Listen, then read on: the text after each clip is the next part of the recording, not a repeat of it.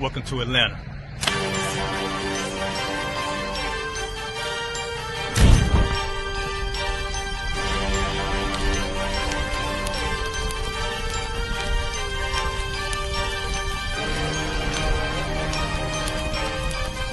Christ, this Officer 5000, Jeremiah, the camp leader of Atlanta. Passover 2025, starting April the 9th, we got the lamb slaughter. April the 10th, we got General Muhammad's flag. April the 11th, we got the black party that's going to have the Hebrew graduation. April the 12th, in Atlanta, Georgia, the 56th annual Passover, the only Passover under Commander Junior Hunter. Our great and holy King has honored us for turning our lives from the darkness to the light, man. There's no greater gift you can receive than to wake up to the truth and then commit your life to saving your brothers, man.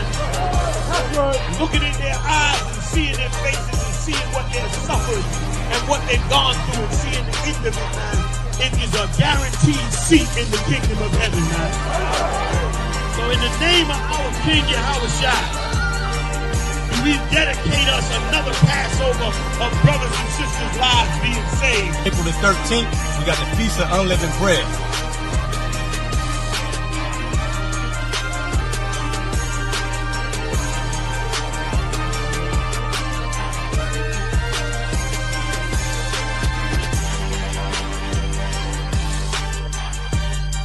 Shalom.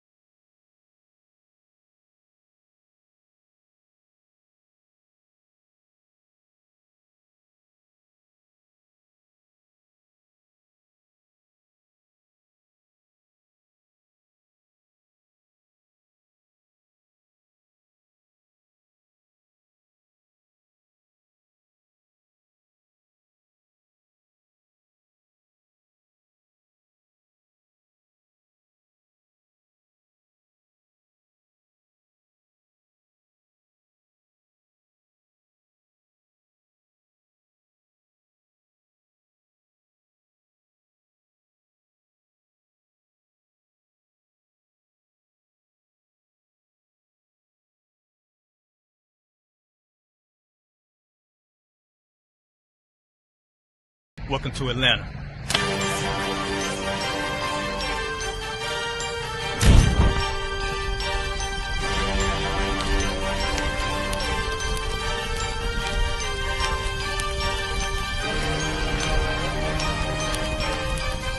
Christ, this Officer 5000, Jeremiah, the camp leader of Atlanta. Passover 2025, starting April the 9th, we got the lamb slaughter. April the 10th, we got General Muhammad's flag. April the 11th, we got the black party that's going to have the Hebrew graduation. April the 12th, in Atlanta, Georgia, the 56th annual Passover, the only Passover under commended Junior Hunter. Our great and holy King has honored us for turning our lives from the darkness to the light, man. There's no greater gift you can receive than to wake up to the truth and then commit your life to saving your brothers, man. Looking in their eyes and seeing their faces and seeing what they've suffered and what they've gone through and seeing the end of it, man. It is a guaranteed seat in the kingdom of heaven, man. So in the name of our King Yahushua, we dedicate us another Passover of brothers and sisters' lives being saved. April the 13th, we got the Feast of Unleavened Bread.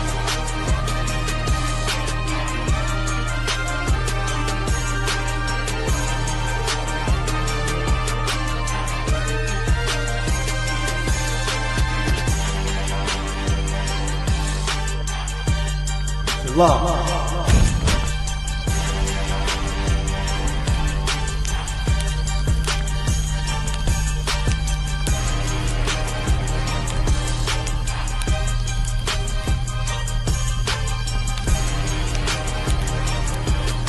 Welcome to Atlanta.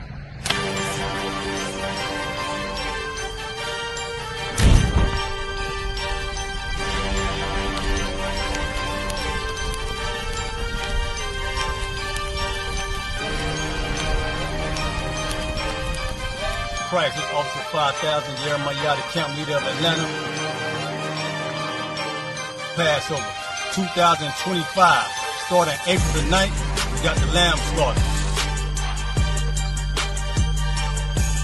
April the 10th, we got General Muhammad's flag. April the 11th, we got the black party that's going to have the Hebrew graduation.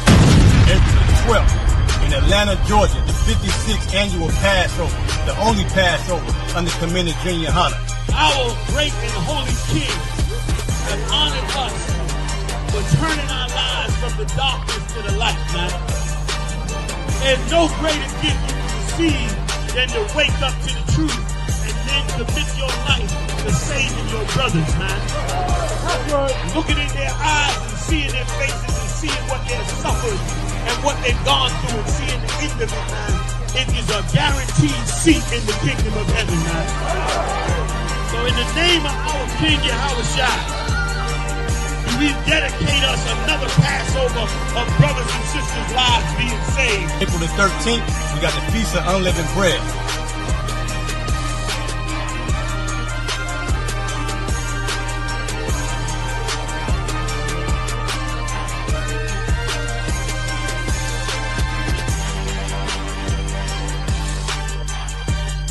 Shalom.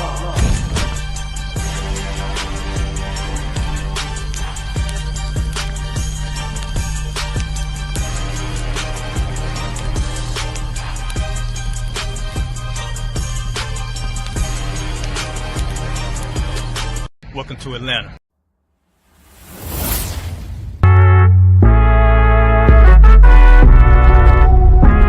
Whoop, whoop.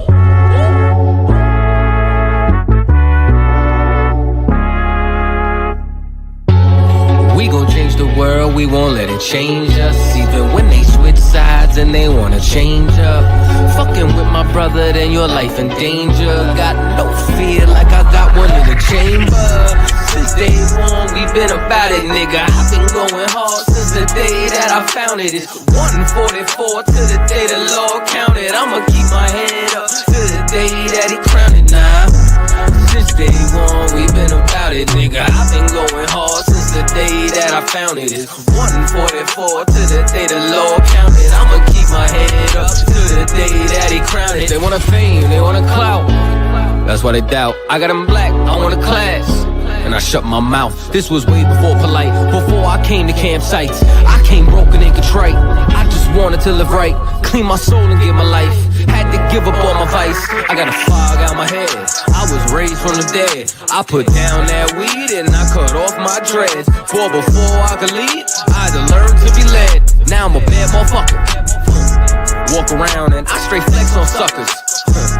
No one specific, I'm talking to all of you busters. Straight from the gutter, me and my brother, we the long supper. Now, running it like a conductor. Hebrew Academy, I'm the instructor. 14 written all on my cover. Men of war like we hopped at a Hummer. Look like you wanted my trooper could cut you. There is one camp, there is not another. One West, UPK. One West, UPK. One West, one West, one West, UPK. One what? UPK. One what? UPK. One what?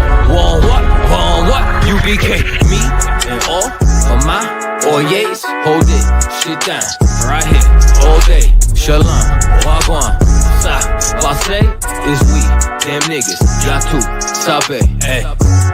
We gon' change the world, we won't let it change us. Even when they switch sides and they wanna change up.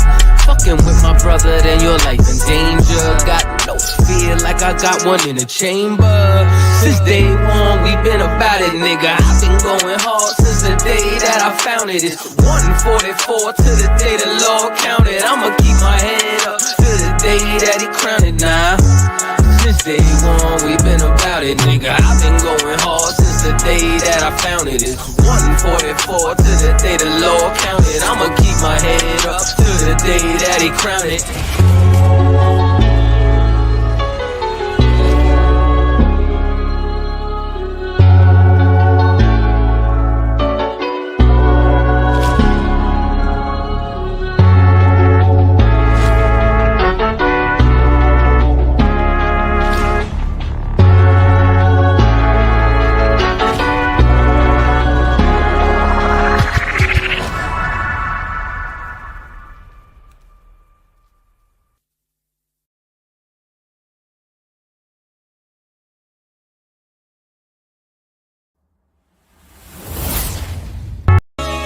It's so soulful,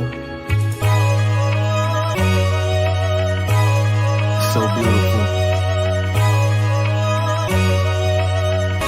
You know what it is. So we came from the east, had to go to war just for me to find peace. Fuck the police, they got the mark of the beast. I'm on 125th, you can see me in the streets.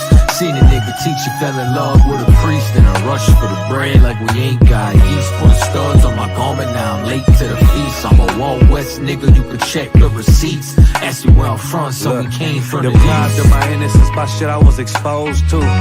Everything I did I was supposed to. Suppose you was poor and living with the heat off. SSI paying bills, mama like how she gon' feed y'all? Couches we go to sleep on, bad water on stoves. Light bill overdue, it get cold, open the stove. Comcast get cut off, we cutting it right back on. Noticed it coming home, notices on the door. 30 days till evict U-Hauls, Motel 6. Stay a couple of days, move in with a family friend. Promises for the first to pay you back on the third. Search for another house, they put our shit on the curb. Never uttered a word, came from a broken home. Mama was never there, my pops was a rolling stone. Nothing was ever given, they say you get what you give. Had to go through what I went through, they give you So what I we lived. came from the east, had to go to war just for me to find peace. Fuck the police, they got the mark of the beast. I'm on 125th, you can see me in the streets. Seen a nigga teacher fell in love with a priest, and a rush for the bread like we ain't got yeast. Put studs on my garment, now I'm late to the feast. I'm a Wild West nigga, you can check the receipts. Ask me where I'm from, so we came from the east. Now I'm downtown Oakland, I'm just holding posts. I'ma do this shit forever, cause it's all I know. Yeah, I'm in this shit deep, I gotta hold my nose. Went and put on all black, yeah, I joined the code. At the table with wise men, I'm just taking notes. Fuck the beast, kill the body, but can't kill the soul. Get with your brothers, never leave and never break that oath. Hardest thing to do is go to him alone. Build a zone for my brick in like Craig did. UBK, look, I'm area where the reds is. Same serpent in the garden, they just shed skin. Gotta go to war to find peace, yeah, that's real shit. I seen the Lord take his spirit from men, and without this brotherhood, I end up like them. Look, there's wisdom behind these battle scars. Circle small, cause ain't no telling what these cowards So on. we came from the east, had to go to war just for me to find peace. Fuck the police, they got the mark of the beast. I'm on 125th, you can see me in the streets. Seen a nigga teacher fell in love with a priest, and a rush for the bread like we ain't got yeast. Put studs on my garment, now I'm late to the feast. I'm a Wild West nigga, you can check the receipts. Ask me where I'm from, so we came from the east. Leviticus 20 and 26, and ye shall be holy unto me, for I, the Lord, am holy, and have severed you from other people. God severed you, black man, from other people. You got no business joining the white man. You was brought here for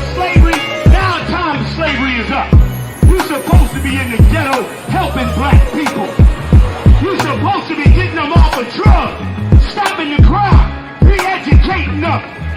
That's what you're supposed to be doing. But instead, you a jungle monkey for the white man. Right. You march down 6th Street begging the white man for your own civil rights. Came from the east. White man hijacked your civil rights movement. You running down 6th Street begging him to be part of it. When God said, I separated you from other people, man. Why you think black people don't love each other? You gave all your love to the white man. Well, it is. That's right. That's right. That's why you can't love each other. Well, it is. Right. White man looking at you like, what the hell is these black people's problem? Your problem is you done gave all your love to them. And you left none for your own. And let me tell you what else you do. You hate anybody that speak about your cause. Nobody, black people don't hate nobody more than a black man that speak on their behalf. They hate him the most. That's why you killed Christ. You killed Christ because Christ wanted to give you the kingdom of heaven. You said, oh, hell no. We sticking with the Romans. That's why it said in the Bible, you said, we have but one king, and Caesar is his name. All right. Shalom, shalom, shalom, Israel. Shalom, shalom. Can everybody hear me all right? Let me get a 1 or 1 West in the chat if y'all can hear me okay. Shalom, Israel. Shalom, Virginia. Shalom, Norfolk. Shalom, Hampton, Richmond, Portsmouth, Petersburg. Shalom, shalom, Virginia Beach. Shalom. Can everybody hear me all right? Y'all let me know. Right. Most High in Christ. Most High in Christ. All right. Got a couple. 1 West, the water.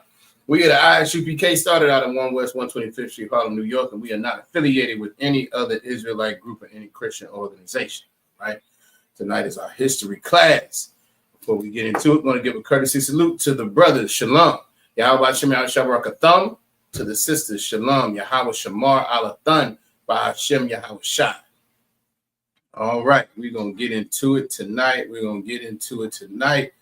Let's see who is in the building. Before we get too far into it, let's see. We got Akwath I in the building. Shalom. Shalom. We got Akwath Hadasah in the building as well, checking in from Norfolk. Shalom, sis. Akwath Dabara. Salaki Dabara is checking in from Richmond, Most High in Christ. All right. Princess Tazarai. Shalom, shalom. She's checking in. All right. Brother Ayam Pakwak. Most High in Christ. Good to see you, brother. He's checking in from Rice, Virginia. Say he's on his way to the slavery. No sweat, brother. I understand. All right. We got the sister Shakal Pakwak as well checking in from Rice. Most High in Christ. Akwad Imadar is checking in from Virginia Beach. Most High in Christ. Sister Zara Kha checking in from Norfolk. All right. Aqua Tawabah checking in from Charles City. Got the brother Trooper Yabakar checking in from Norfolk as well. All right. Sister Nah checking in from Norfolk. Got brother Quashah, Most High in Christ, checking in from Richmond. Of course, we got Officer 5000 Yarash Mob checking in from Hampton, Most High in Christ. Shalom. Shalom, shalom, shalom to everybody. Good to see everybody in the chat. All right, we're going to get into it. If y'all can see, y'all may see from the title, we're going to talk about how our Latino brothers are Israel. All of this going on with everything that that Trump is doing with these mass deportations, right? There's this reemerging narrative. If anybody was in Officer Yagadar's class last week, you may have seen. Every once in a while we get these knuckleheads come in here. We get these knuckleheads that come in here, and that brother was wanted to voice his opinion on how so-called Latinos were not Israel. So we're gonna go into that tonight. Give y'all some scripture, give y'all some history, So we can just clarify that. This is something that, again, typically it's from, I've seen it. I shouldn't say it definitely is, but typically, you see this from the tribe of Judah, where we want to be stingy. We want to be stingy with the Most High's salvation and act as though the other brothers and sisters are not worthy for whatever reason. We're going to go on and dispel that tonight. But before we get into it, who can tell me? Y'all got some perspective on what the argument is? Who can tell me what, if you all have heard these brothers, you might have heard some people say, no, it's just Judah. It's just so-called African Americans. It's just so-called Negroes. It's just so-called, FBA foundational Black Americans. It's just, they want to only claim brothers and sisters who, are largely from the tribe of Judah. They want to only claim those brothers and sisters as Israel. Who can give me some perspective on their argument? What kind of things do you hear them say when they say that? What's their support for that, if you will? There's only a few arguments I've really heard. I want to see if anybody else maybe has heard something different. I want to see if anybody heard something different. When you hear brothers say, no, it's just Black people. It don't got nothing to do with so-called Native Americans or Latino brothers and sisters. What else do they say to support their argument? Who can give me some on that? Who can give me some perspective on what else you might hear? They'll say, well, it's only us because. It's only us because. It's only Black people because. Who has any perspective on that? Let's see. Who else has heard that? Matter of fact, that might be a better place to start. Has anybody even heard that other than that visitor we had last week? Maybe that's another place to start as well. Y'all let me know. Let's see. Maybe this question was too hard. I don't know. Let's see. Let's see. Okay, the sister said, La sir, she has not heard that. No sweat. I understand. Has anybody else heard that? Maybe that's a better place to start. Has anybody else heard that it's just Black people? Let's see. That Israel is only Black people. It's not Latinos. It's not so-called Native Americans. Sister Azara said she hadn't heard that before. All right. Most High in Christ. Aqua Tawabah said she's heard it before. And Sister Tawabah, what else have you heard? What's some of their support for it? Or maybe they haven't even gone into it. Maybe you haven't heard what their argument is. But if you have, can you give me a little bit more on what you've heard their argument to be sometimes when they say it's just Black people, when they say it's not our so-called northern tribe brothers and sisters, northern kingdom, Salaki. I give y'all one. I've heard the description of Christ. I've heard them use the description of Christ. The fact that, he was obviously of brown skin, but he had woolly hair. So I've heard people make that argument like, well, when you look at the Native Americans or Latino brothers and sisters, their hair ain't woolly like that. I've heard that nonsense. As if all Black people have woolly hair. As if all Latino people don't. If anybody has any perspective on just seeing different Black folks and different Latino folks, we have all different shades becoming different hair textures, becoming all of those different things. So if there's anything else, there's one more I've heard. And again, this second one just shows the lack of history that our people have. The second one I've heard is, well, we were part of the transatlantic slave trade. We went into slavery in America. as if the transatlantic slave trade was not inclusive of North, Central, and South America. Those are the two ones that I have heard. There you go. Sister said, so they talk about their hair and skin. That is the two main ones when they talk about that. She's absolutely correct. She's absolutely correct. And that is a direct result of this oppressor. We suffer from colorism. We suffer horribly from colorism as a nation. And we want to get it in our mind that if somebody looks different than us, right, then they must be a different nation. That same issue is why so many black people think we're Africans, which is also a lie. Because we look similar, then that must mean we're the same people. When Africans don't even believe they're the same people. They have different nations, different countries, different tribes, different ethnicities, all of that.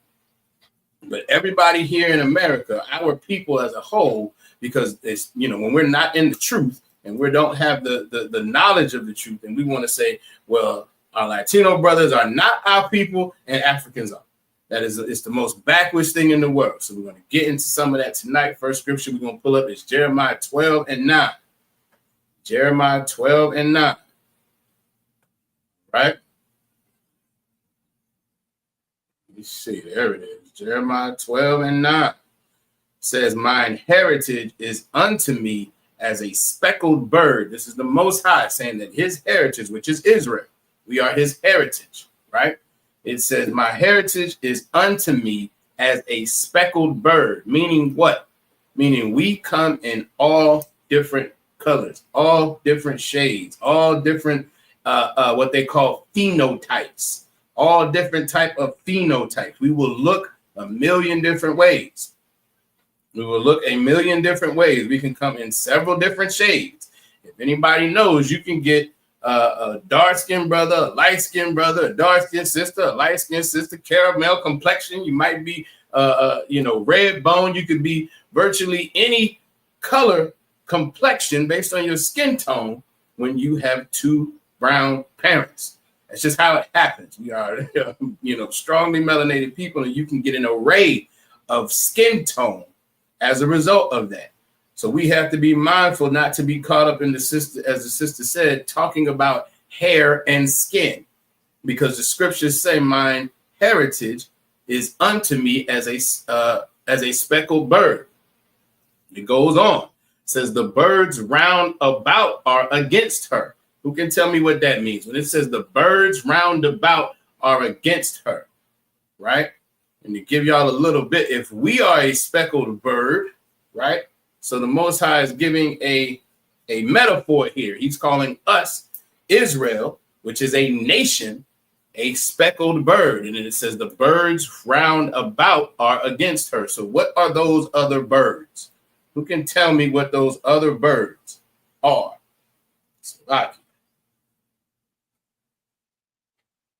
Most High in Christ, y'all are on it. Y'all are on it. Aquathrias said everyone else is against us. That's true. Aqua Tawabath was a little more on it. She was a little more tight with it. The other nations. She is absolutely correct. All right. Pull the scripture back up. She's absolutely correct. It says the birds round about are against her, meaning these other nations are against us.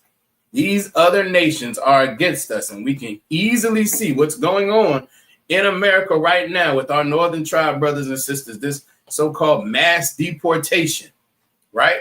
This mass deportation, which is what we're going to get into as well. We can see how this nation is against so-called Latinos. It is absolutely against so-called Latinos. And why is that ironic? Because this is their land. This is their land. All right. Our brothers and sisters, our Latino brothers and sisters, especially Issachar, especially the tribe of Issachar, so-called Mexicans. This is their land. When before the Louisiana Purchase, we're gonna get into. I'll show y'all a map to show you how large Mexico was before the Louisiana Purchase. That now America this eagle, we're going to get into that as well. The eagle has decided that they're going to deport and send our brothers and sisters back off of their land. It's absolutely horrible. Officer Carl Sapar checking in. Shalom, how about Shema Shabbat? Good to see you, brother. The scripture goes on. It says, come ye, assemble all the beasts of the field, come to devour. Come ye, assemble all the beasts of the field, come to devour. We have to assemble ourselves. We have to come together because all these beasts are coming to devour our nation. All right. Now, before I want to pull that one. Yep, I'm gonna pull that one now too. Deuteronomy 28 and 49. Deuteronomy 28 and 49. We just said all these other birds. Well, these other nations, right? Deuteronomy 28 and 49. Again, anybody who knows the 28th chapter of Deuteronomy talks about the blessings that Israel would be able to partake of and benefit from if they follow the law, and the curses that would come upon Israel if they did not. All right. And 28 and 49 is one of those curses. All right.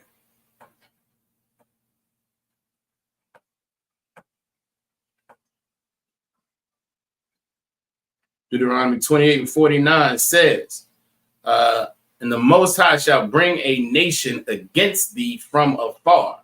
Again, our Latino brothers and sisters all have suffered the same thing we have. Having these nations come from afar and take us out of the west coast of Africa and bring us here and bring us to North, Central, and South America. That happened to all of us. Matter of fact, who can tell me where the most, when you look at the statistics of the transatlantic slave trade, where the most of our people went? Who can tell me that? In fact, let me bring this back now. Who can tell me where more the majority of slaves went in the transatlantic slave trade? Who can tell me that?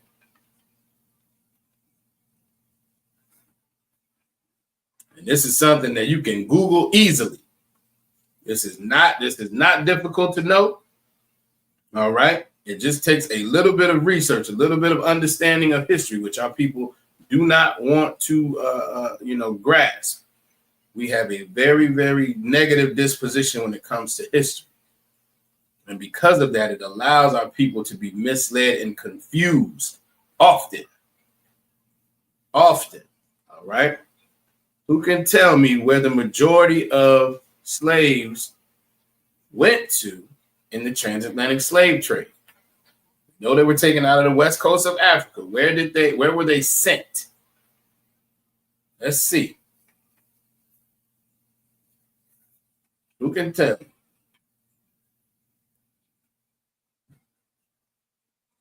Not quite. Sister said Virginia, not quite. And let me be clear. This may be I may have confused you a bit. I believe the majority of us that came to North America came through Virginia. My question is, where did the majority of us go, period? All right. See, I see south.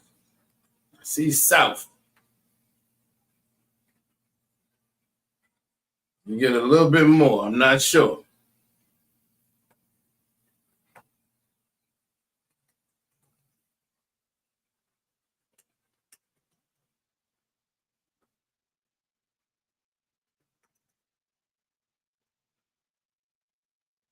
Let me see.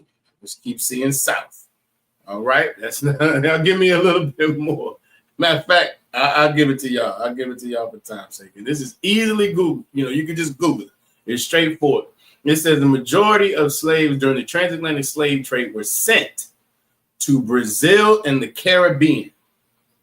to Brazil and the Caribbean, with Brazil receiving the largest number of enslaved so-called Africans.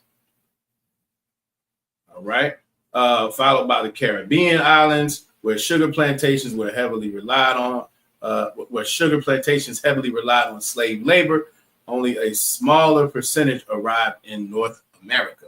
The bulk of our people in the transatlantic slave trade went to Central and South America. So not South Carolina. I see it. Not South Carolina.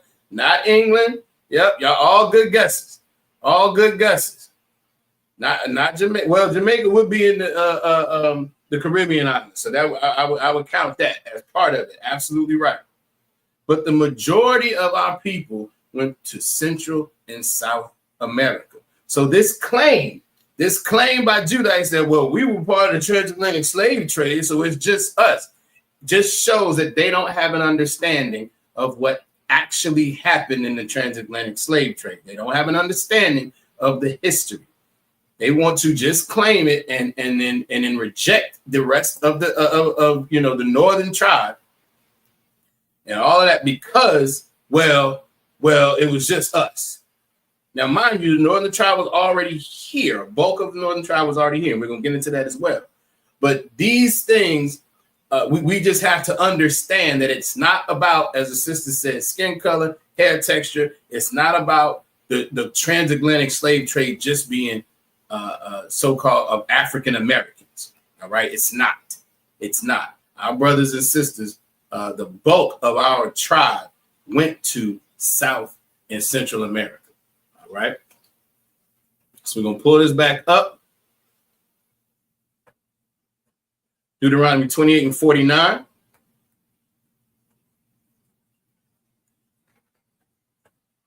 All right. Again, the Lord will bring a nation against thee from afar. That's the same thing that happened, right? It happened to us, and it happened to the Latino brothers and sisters as well. From the end of the earth, as swift as the eagle flieth. What is that referencing? Who can tell me what it's referencing when it says as swift as the eagle flieth? Why does it say that? What does that mean? As swift as the eagle flieth, a nation whose tongue thou shalt not understand. Who can tell me what it means when it says as swift as the eagle flieth?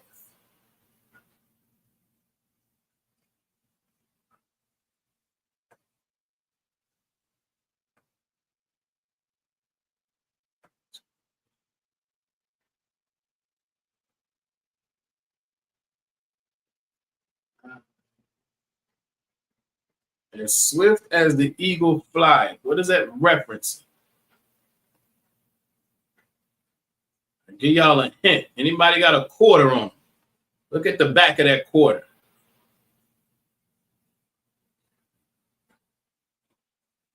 You look at a quarter and look at the back of that quarter. Who can tell me what's on the back of a quarter?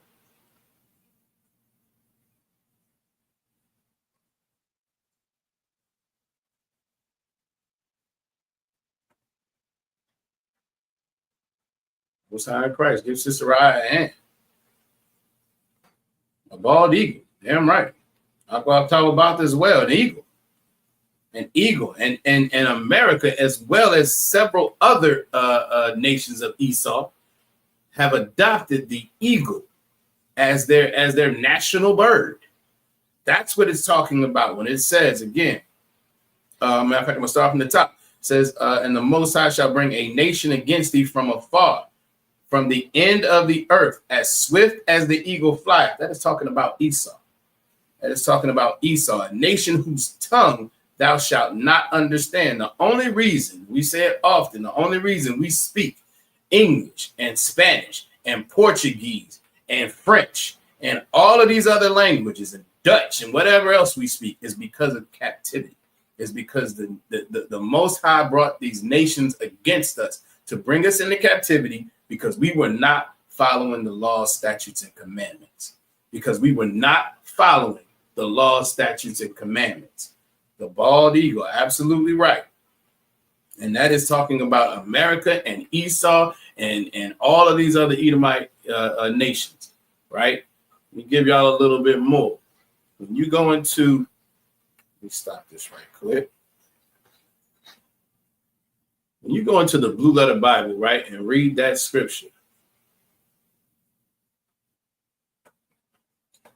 Deuteronomy 28 and 49. Deuteronomy 28 and 49, right? When we go into the interlinear, we're going to do a little mini Lashawan Kodash right here.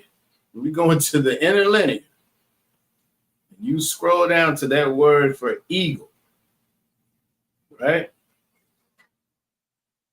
Eagle, Strong's 5404. Word is Nashar, right? Let me see. There it is. Hopefully you all can see that. It says from an unused root word meaning to lacerate. To lacerate. The root word of Nashar is to lacerate.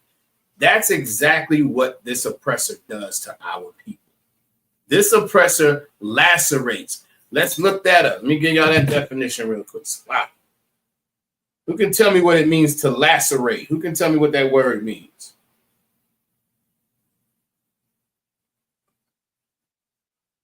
Can tell me what that word means. For time's sake, y'all put it in the chat, but still for time's sake, I'm going to give it to y'all. To lacerate, it says to tear or to rend roughly, to wound jaggedly, to cause sharp mental or emotional pain. To cause sharp mental or emotional pain, or to tear or rend roughly, to wound jaggedly. This is destroying a people. This is pain. This is anguish. This is right. To cut, to slice, to destroy, to wound, to injure, both physically and mentally. Both physically and mentally.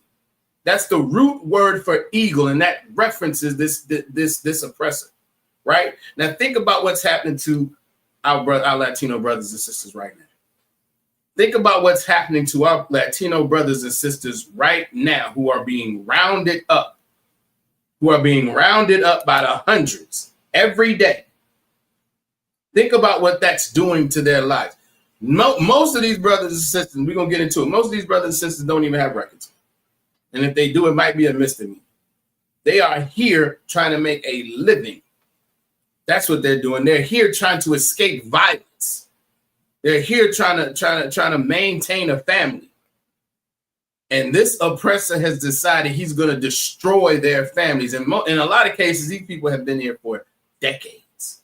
He says, nope, tired of it. Now you can go. Now you can go. We pull the scripture back up. Salaki.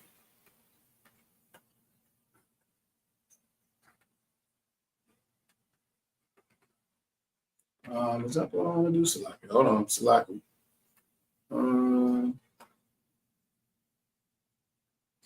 Yep, verse 50. Deuteronomy 28 and 50. It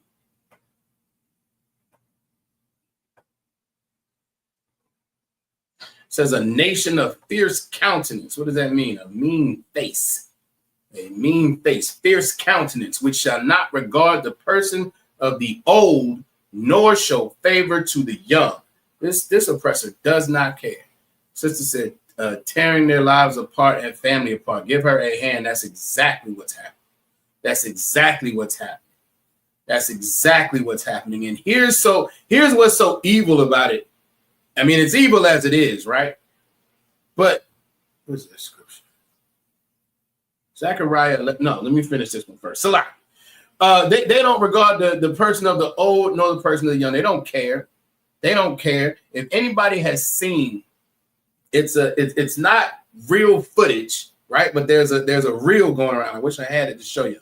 There's a reel or short, whatever the hell you call them. I think it's on Instagram. I saw it, where you have these babies. These Latino babies who have been arrested and taken and detained for illegal immigration, and they go in front of a judge. Tell me who's seen this, and maybe it's just me. And I know it's a reenactment, but it says that these are the things that are happening, and they can't allow the cameras in the courtroom. That's why you don't see the actual footage.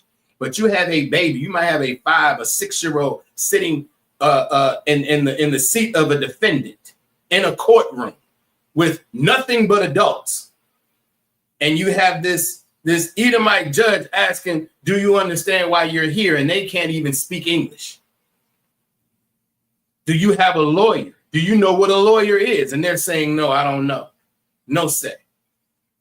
These are the things that are happening to babies. Why? Because they don't care. This oppressor does not care about whether you're old or young, whether we're old or young. The oppression comes equally. Guess what? He doesn't care whether we're northern tribe or southern tribe either. Northern kingdom or southern kingdom either. The oppression comes equally. The oppression comes equally. Don't get it twisted that just because we're not going through the exact same thing at the exact same time, that somehow makes us any different. It doesn't. It doesn't. Those are our brothers and sisters, and they are absolutely, their lives are being destroyed, as the sister said, tearing their lives and family apart. She is absolutely correct. Zechariah 11:5, right? Zechariah 11:5.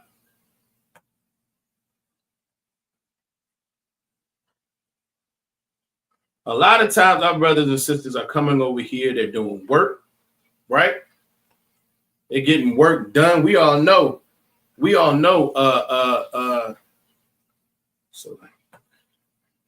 Issachar works hard. If anybody wants to argue me on that, please feel free. But we all know Issachar works hard.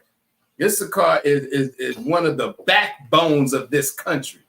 As much as they act like it's not, Issachar is a backbone in this country. If you want some work done, you want some landscaping, you want some construction done, you want any of that done, oh, who are they hiring? They're hiring Issachar. They're hiring Issachar. But what doesn't happen when they go through these construction sites and they go to these companies and they go to knock on these doors to round up our brothers and sisters? What's not happening? Who's not being held accountable? Who can tell me that? How twisted that is? Who can tell me who's not being held accountable? Who's not having to face any type of judgment, any type of punishment, any type of criminal charge because of what they decided to do in all of this? Damn right. Give off the bar a hand.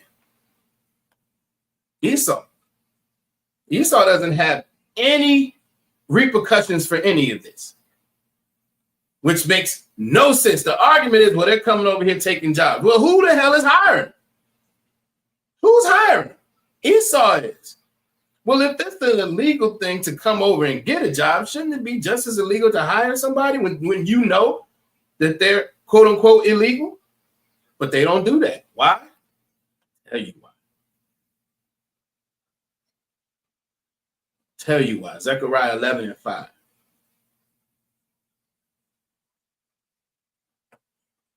The ones that round them up, right. They do not get any. The oppressor gets not repercussion. They have no consequence for it. They have absolutely none. Zechariah 11:5 says, "Who possessors slay them," and just like the sister said before, that destruction, that tearing apart.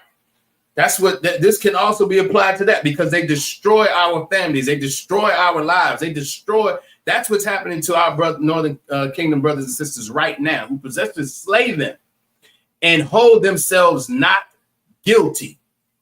They don't hold themselves guilty. They just hold us so-called guilty. It's only our fault. Sister said, and they don't even pay them fairly. Exactly. They already paying them. They paying them less than minimum wage. They already scraping by, giving them as little as they possibly can, but to keep them coming back. Right? They're already paying them peanuts. And then, they got rounded up and now they're detained. You come to the place of business where then round everybody up, look at the business owner and say, all right, then, what? How is he not liable for this at all? How is he not liable for this at all? Oh, Officer Yagda crying about what's illegal on stolen land. Give them a hand. Absolutely right. This land is not theirs. It's absolutely stolen. It's so, again, it's so diabolical. You come over here, right? You come over here. You're Esau, you're Columbus. You come over here. You enslave, 500 Native Americans off tops. You enslave 500 Native Americans off tops. You take them back to England, and that starts the transatlantic slavery. That's what starts it. And at the same time, you come over here and settle and colonize all of this land, and then you proceed to systematically and strategically steal and genocide the people that are here. Steal the land and genocide the people. That's what you do. You do that for 300-400 years. And then, oh, we got borders, and now it's illegal for you to come over here unless you're a citizen. Now we have all these standards. Now it's a crime. Now we want to talk about, as Officer Yagandar said, we want to talk about what's legal when we stole it in the first place. How does that make sense? It doesn't. It makes absolutely no sense. But as Zechariah 11:5 says, this oppressor, it says, whose possessors slay them and hold themselves not guilty. And they that sell them say, blessed be the Most High. This is talking about Esau now.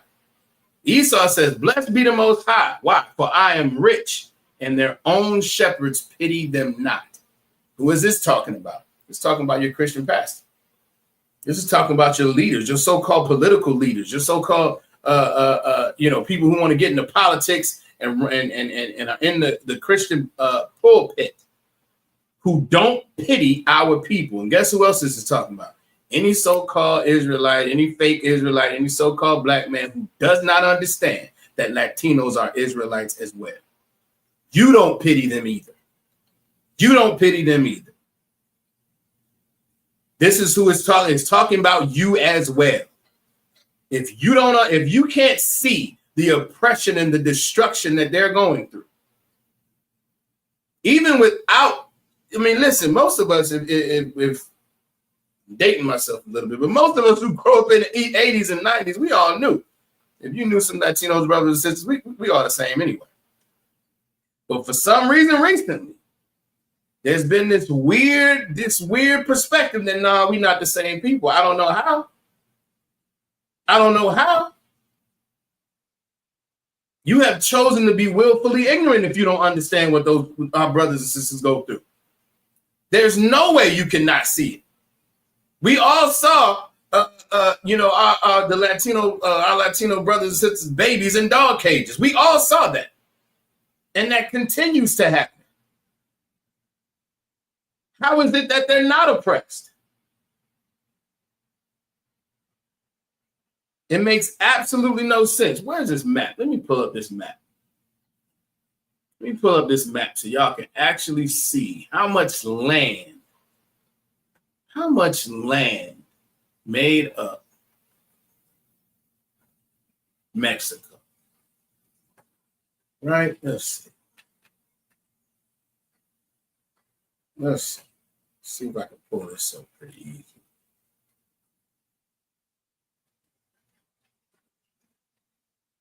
Where is it?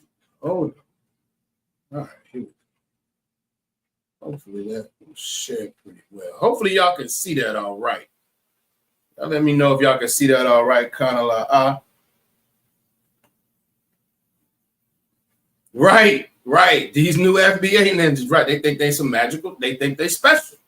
They think they're special. And that is something that it has plagued Israel. It's nothing new. It's nothing new under the sun. This is nothing new.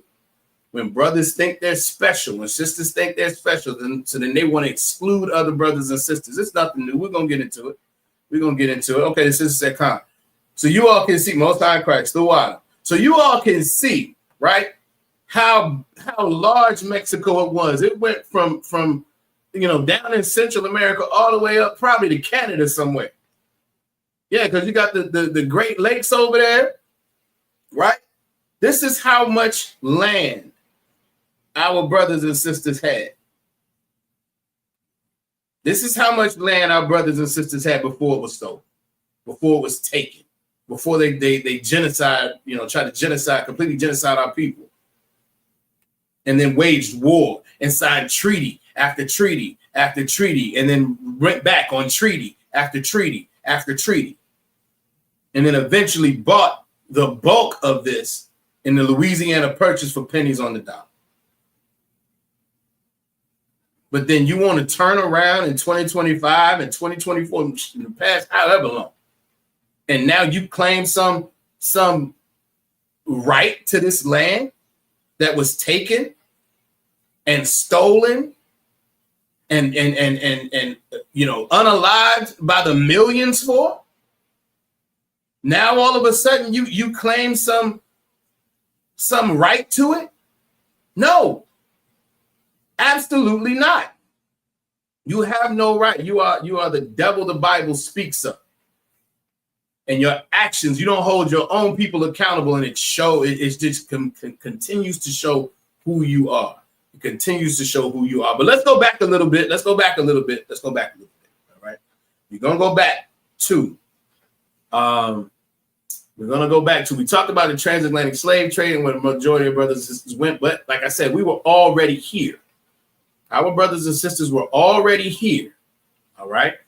So let's talk about that a little bit. Because again, the reason why, and this is something else, the reason why. Okay, Most High in Christ. Shalom. Yabashim Hashem Rakatah. Young man Justice. Checking in from Atlanta, Georgia. Most High in Christ. Good to see you, brother. The reason why a lot of people talk about the 12 tribes chart, well, are you saying it's only Israelites in North, Central, and South America? No. There are Israelites all across the four corners of the earth. We know that, right? However, we are the bulk of our people are in North, Central, and South America for two reasons. One of which is the transatlantic slave trade. So, like, who can tell me the other? Who can tell me the other? It's not a specific instance, but who can tell me the other way our people got here? Let's see.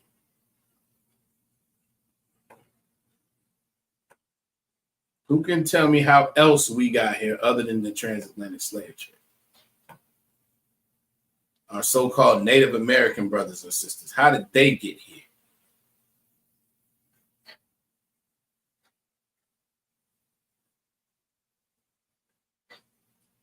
Let's see. Gotcha.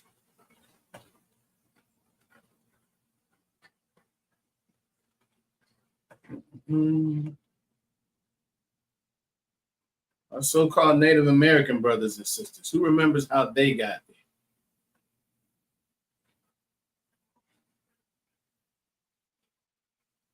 All right, y'all make sure y'all go ahead and put it in the chat. We're gonna go into some scripture though. It's the second Kings chapter 17. All right, give the sister a hand. She says ships also. That is true. Yes.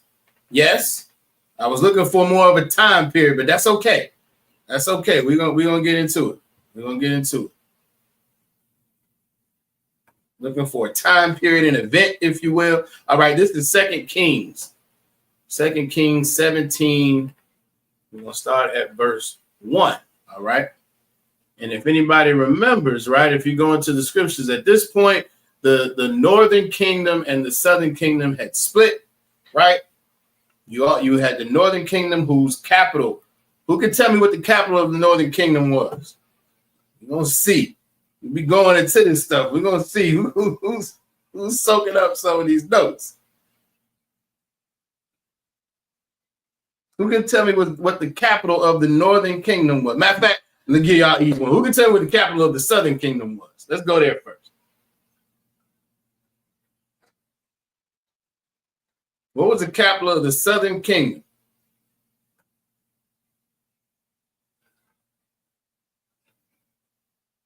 And just to catch y'all up, remember there was a kind of a civil war.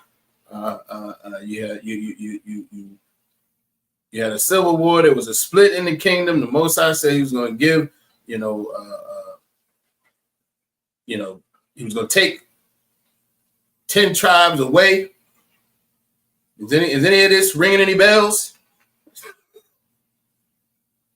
And then there was a split, right? Because you had a king in the southern kingdom and you had a king in the northern kingdom, and the southern kingdom was. Come on, y'all. This is relatively easy. What was it? Jeroboam, and there you go. Get a sister hand. Get a sister hand. There y'all go. Jerusalem. Jerusalem was the capital of the southern kingdom. Y'all are correct. Give yourselves a hand. All right. Now, the northern kingdom. Who can tell me what the capital of the northern kingdom was?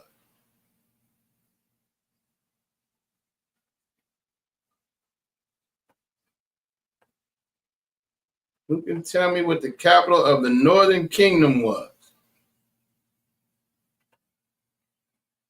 And to give y'all a hint, it's on the screen right now. It's on the screen. Give Aqua talk about that. Samaria, absolutely. Absolutely. The capital of the northern kingdom was Samaria. All right. So it's the 2 Kings 17:1. It says, in the 12th year of Ahaz, king of Judah, began Hoshea, the son of Elah, to reign in Samaria over Israel 9 years. Y'all on it. Most High in Christ. Aqua Shakar got it. Aqua not got it as well. Absolutely. All right. Verse 2.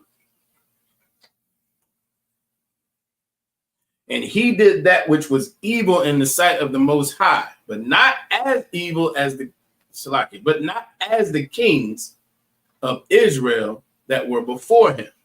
So he did evil in the sight of the Most High, but he wasn't not in the same way as the kings that were before him. All right. Verse 3. Against him came Shalmaneser, king of Assyria, and Hoshea became his servant and gave him presents. We've gone over this before. Who can tell me what these presents are? Who can tell me what these presents are? Real quick. I'll put it in the chat. Right? 2 Kings 17:4. And the king of Assyria found conspiracy in Hoshea, for he had sent messengers to So, king of Egypt, and brought no present to the king of Assyria. What are these presents? Y'all put it in the chat. What are these presents? We have gone in the blue letter and broke this down before. All right. These presents, what were they? Not quite. Not quite, sis. These presents were tribute. It was tribute. All right. Not trinkets. All right. No sweat. We're gonna walk there one more time. No sweat. Let's go to the blue letter Bible. All right. We're gonna go to blue letter Bible, 2 Kings 17.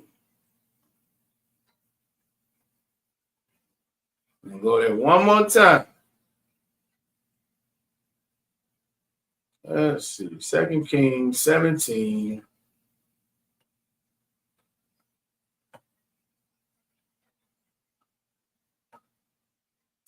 Right. Okay. Present 17:3.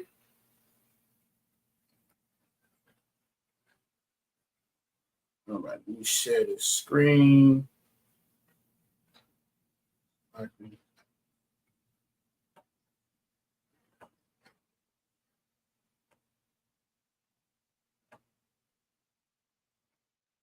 All right. 17:3. We go to the interlinear. Right? Last word, gave him presents. All right? H4503 in the Strongs. Click on that. Where is it? Word. Show outline of biblical usage. There it is. A gift or a tribute.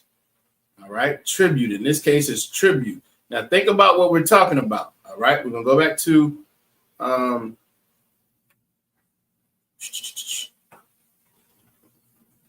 Go back to online KJV. Go back to verse 3. Think about what we're talking about, right? He gave him tribute.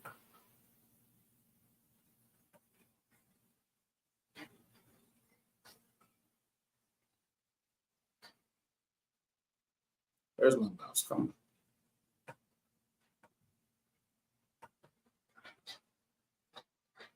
All right, 2 Kings 17:3. Against him came up Shalmaneser, king of Assyria, and Hoshea became his servant and gave him presents, salaki, which is another word for tribute. So think about what this means, right? You have the king of the northern kingdom, right, who is giving tribute to the king of Assyria. Why? Why would you do that? Why would you do that? I think that the example I gave y'all before was the mafia. I think we were talking about what's the damn name of it? Goodfellas. We were talking about Goodfellas. We were talking about Paulie. We were talking about, there you go. Give Aqua off the bar right hand. Protection. All right. That was for protection. It was okay. I'm going to give you tribute because I'm. It said he was his servant.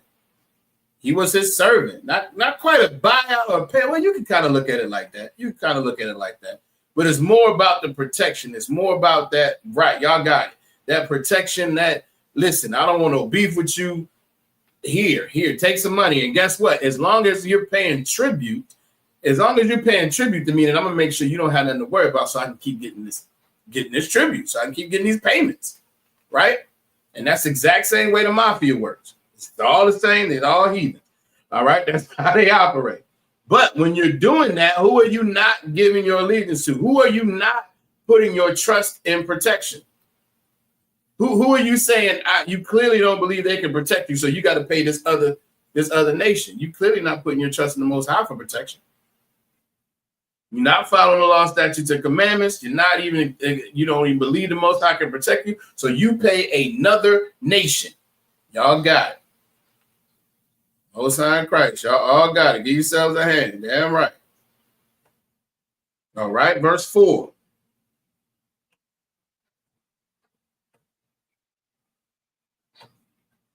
All right, Shakabukwa got it as well. Verse 4.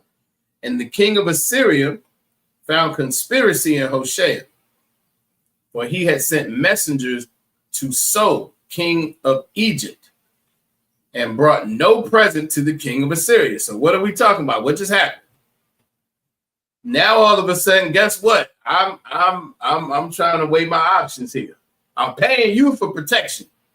What would make me not pay you for protection anymore? Maybe I found somebody who I think can protect me better.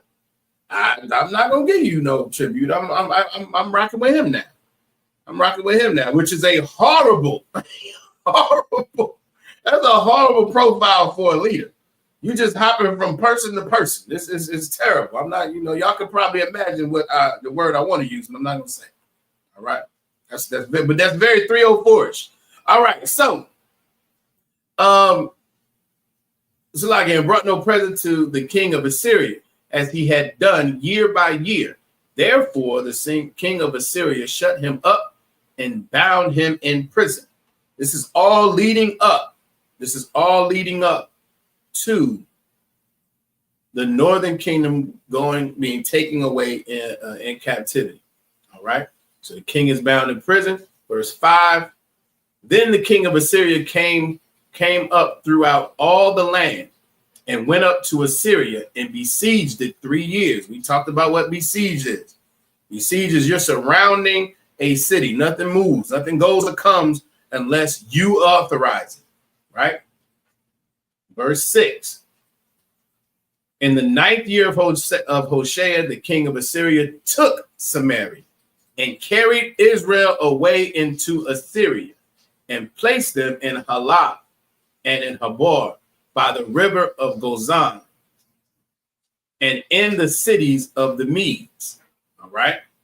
So that's when the northern kingdom was taken out of the land of Israel, out of the northern kingdom. All right. Second Esdras. Now we're going to go to the Apocrypha. Okay. Second Esdras, starting, let me see, verse 13.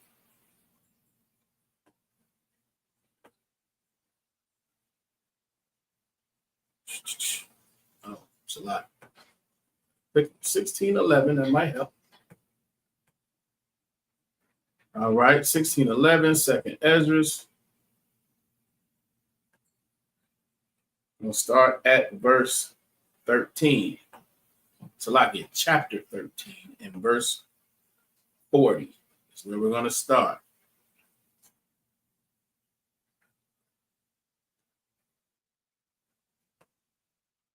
This doesn't click that.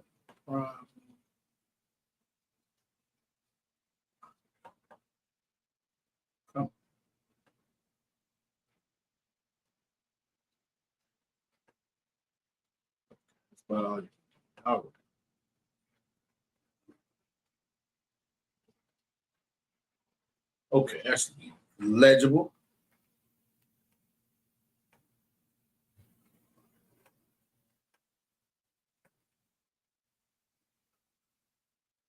All right, it says, verse 40 says, those are the 10 tribes which were carried away prisoner out of their own land. This is in reference, this is precept to 2 Kings that we just read. All right, that's what they're talking about when we went out of Samaria. In the time of Hosea, this is Hoshea, same one, or Osis, like same one, right? The king who Shalmaneser, the king of Assyria, led away captive. Y'all can see this is the precept for, this is referencing 2 Kings, all right? And he carried them over the waters, and so came they into another land. Now, we just talked about how the Native Americans got here, right? One of the things that Akbath Raya, I think she said it. The sister said that they go in ships also. Well, this right here lets you know that when they went into captivity, it just says they carried them over the waters. How do you do that if you have to have some type of ship? So this is the northern kingdom going into captivity, going into slavery, Deuteronomy 28:68, right here with ships over the waters. All right. So once again, when brothers act like the northern tribe and Native Americans are not Israel, they just don't know what they're talking about. All right. Verse 41.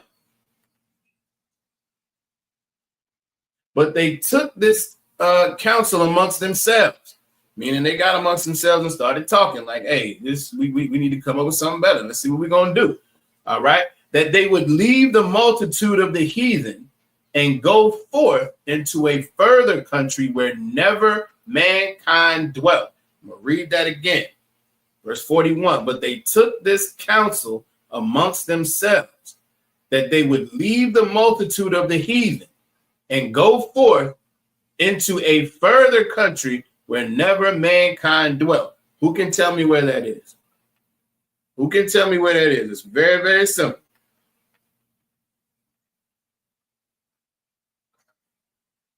Who can tell me where the land was that no man dwelt?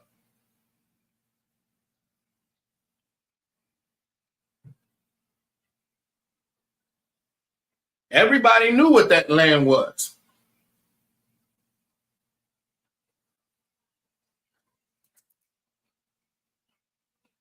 Give Sister Shakala a hand. America. She's absolutely right. And when you go into the history, Columbus knew he was looking for Israelites. He knew he was looking for Hebrews. When he came over here, he brought he brought people that spoke Hebrew, expecting to see us. And that's exactly what happened. That's exactly what happened. All right, let's keep going.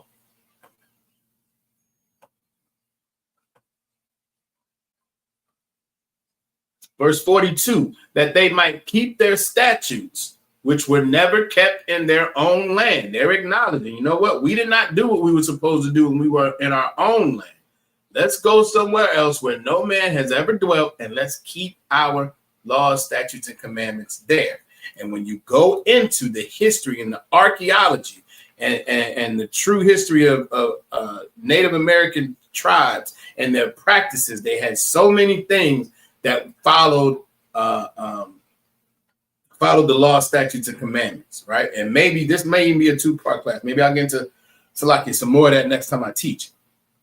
But there's archaeology, there's actual so-called Edomite history, if you will, that scientists and archaeologists have dug up that prove that our brothers, the Native Americans were so-called Hebrew Israelites, and they knew it even then. Even then, all right? All right, verse 43. And they entered into Euphrates by the narrow passages of the river. Verse 44. For the Most High then showed signs for them and held still the flood till they were passed. Verse 45.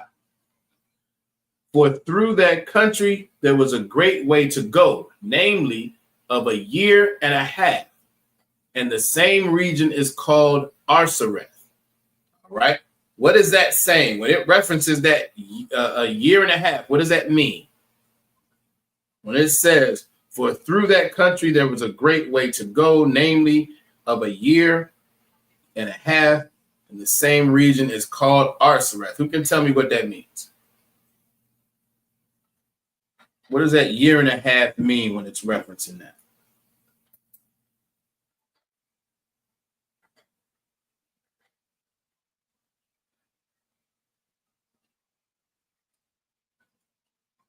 Let's see.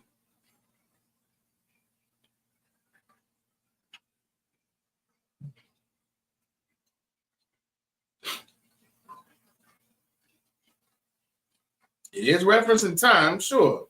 Give me a little bit more. What? I don't know if I want to ask you. That's plainly because you don't get it. Let me pull the scripture back up.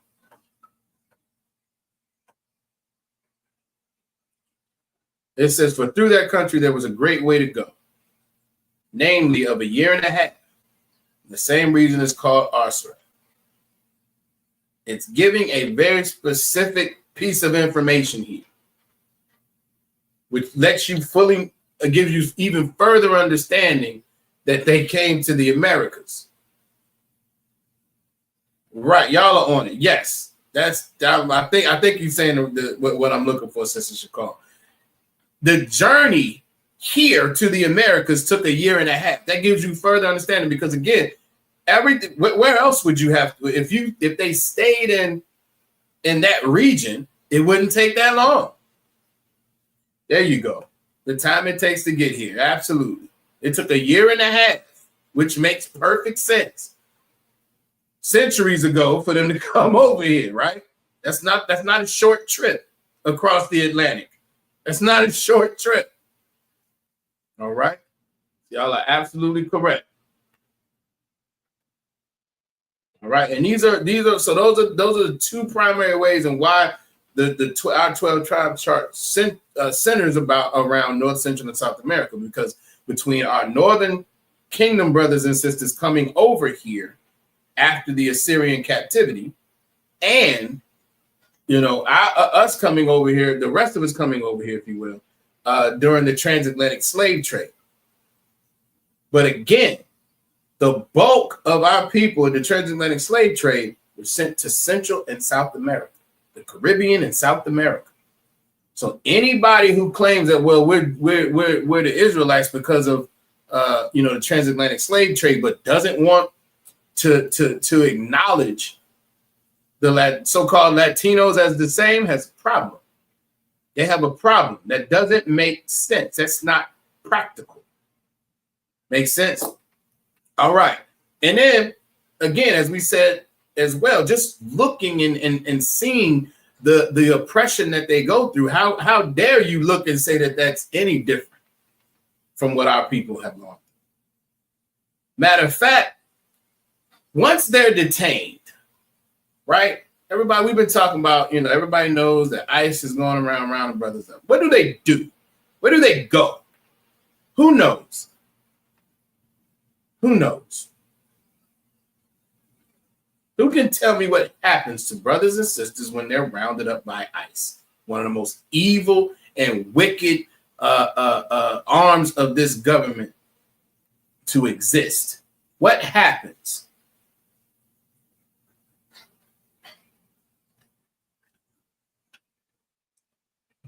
Because it's easy. So often it's easy to say, oh, they got some detainees. What does that mean? Exactly. They are locked up. They are locked up, which is the same thing that happens to so-called blacks in America. They have no problem locking us up. And they do the same thing to the Israelites. They go in cages. They go to jail.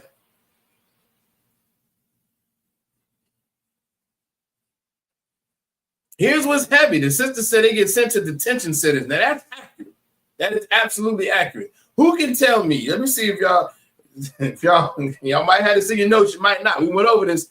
I went over this in some other class. I can't remember. What are the detention centers? The primary, how can I say that? Is that what I want to ask you? The detention centers that they're using now. Who can tell me? There's something very unique about the detention centers that are being used now. If y'all, I don't know, I want to give it to y'all. I'm gonna leave it there and see who might be able to get what I'm asking.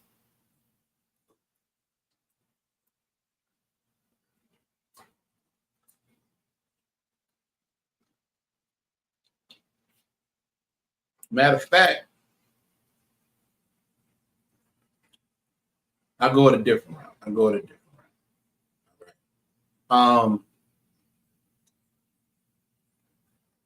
Once you're in the legal system, what does that allow America to then do to you specifically?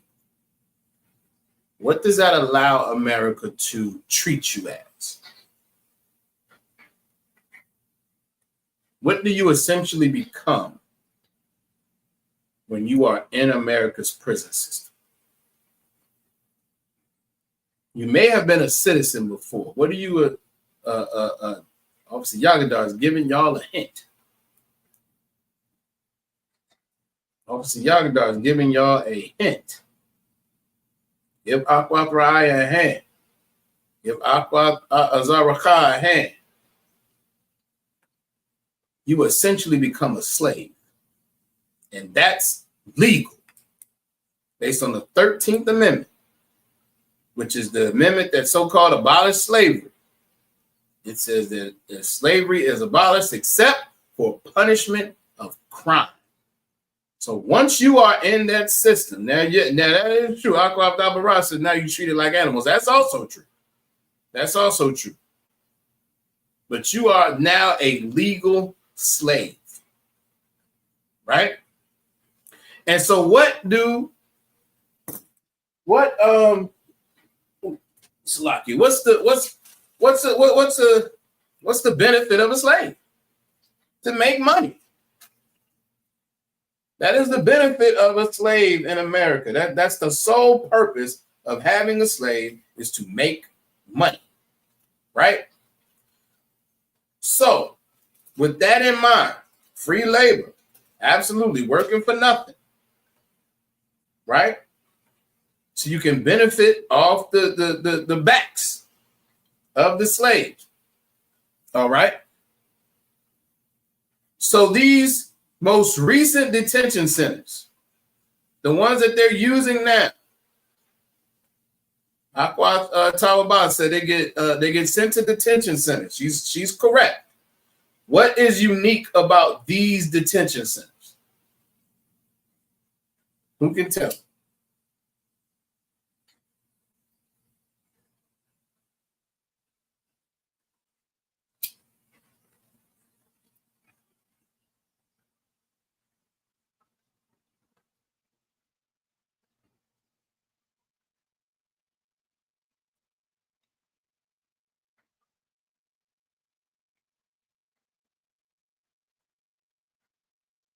Who can tell me what's unique about these detention centers?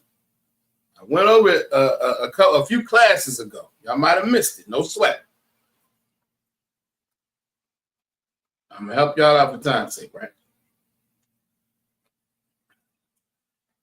At one point, Joe Biden passed a law that America was not going to use any more for-profit prisons. Who remembers that? They were going to use no more for-profit prisons. Kind of like, who remembers that? It was some kind, I don't know if it was an executive order or what, but he signed something that said, you know, because what they have, and if anybody doesn't know what a for-profit prison is, what it is, listen, I have a business, I will build a prison, and you pay me, government, to house these prisoners. And so that's how I make my money. That's my business model. Right? And that had been happening. And Joe Biden came along, he said, no, we're not going to do that anymore. We're not going to do for-profit prisons. That's not cool, blah, blah, blah, blah, blah, blah, blah, blah. Right? All right, I got some cons, no sweat. Now, did these for-profit prisons go out of business? No, they did not.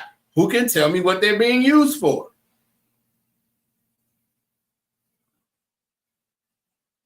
Who can tell me what they're being used for right now?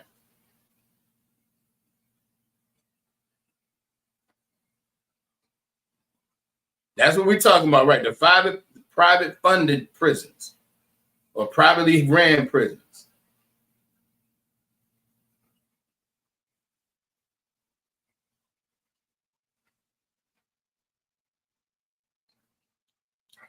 Who can tell me how they're being used? Because they're not being used to fund actual, you know, so-called American prisoners anymore. So how are they being used? Let's take a time. I'm gonna give it to you. They now have the contracts to house our brothers and sisters who they detain for immigration. That was the loophole. We're not going to use any more private prisons. But we did not outlaw the use of them. They did not outlaw the use of them for illegal immigrants. So those same companies that were housing, of course, primarily us, they're still housing primarily us. They're still housing Israelites. It's just now it's about immigration. It's about immigration. And here's what I wish I had that article up. One of those companies said it was an unprecedented opportunity when they started doing that. They stand to make more money now than they did then. They stand to make more money now off housing our brothers and sisters from ICE detaining than they did before. They called it an unprecedented opportunity to make money. And here takes us to Jeremiah 50 and 33. Once again, just proof, things that we have to keep in mind, that we are the same. We are, y'all can't really see my shirt. It says 12, one nation, 12 tribes. That's what we always have to remember. We are one nation. We are 12 tribes, but we are one nation in that 12 tribes. And as much as this oppressor wants us to think that we're not, as much as some of these brothers and sisters want to not understand that we are the same just because we look different, because somebody might have a little straighter hair, a little curlier hair, a little more light skin, a little more dark skin. Just because of that, it means nothing. It means absolutely nothing. Jeremiah 50 and 33.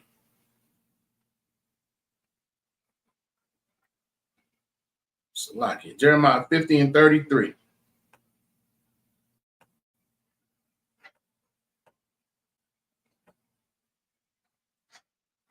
Thus saith the Most High of Hosts, the children of Israel and the children of Judah were oppressed together.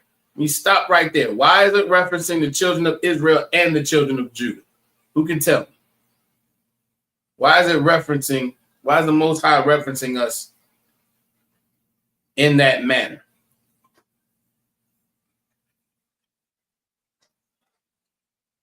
The children of Israel and the children of Judah were oppressed together.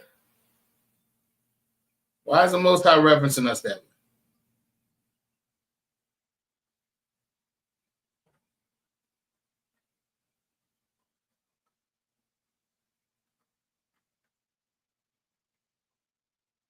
Who wants to give it a shot? I kind of went over it a little bit a few minutes ago, earlier in the class.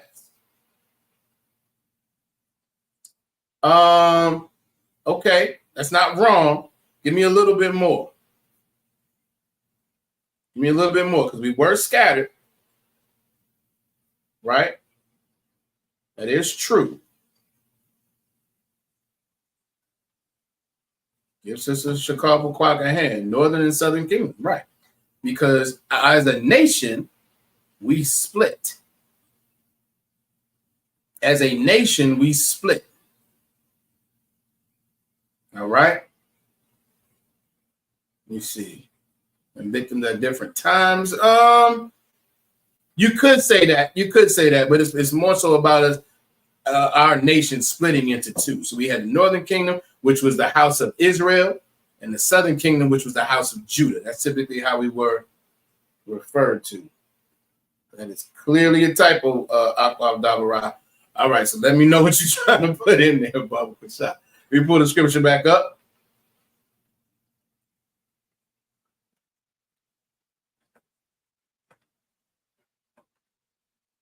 All right, it says, thus saith the Most High of hosts, the children of Israel and the children of Judah were oppressed together, and all that took them captives held them fast. They refused to let them go. If anybody understands it, listen, first of all, this immediately speaks to this idea that we have in some way suffered something different. We have in some way are so much different, or we've had to bear burdens that our northern tribe or Latino brothers have not. That's an absolute lie. And again, we can see it happening right now, real time, right? But the scripture said we were oppressed together, and those that took them captives held them fast. They refused to let them go. The reason why our Latino brothers and sisters speak Spanish, who can tell me why? Who can tell me why they speak Spanish right now? Why Mexico and Puerto Rico and the different tribes in different countries in Central and South America speak Spanish and Portuguese? Who can tell me? Who can tell me?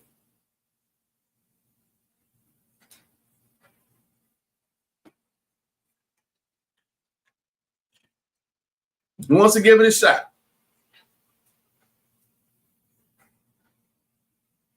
Hey, no sweat, sis. I see it. No sweat. I figured it was a typo.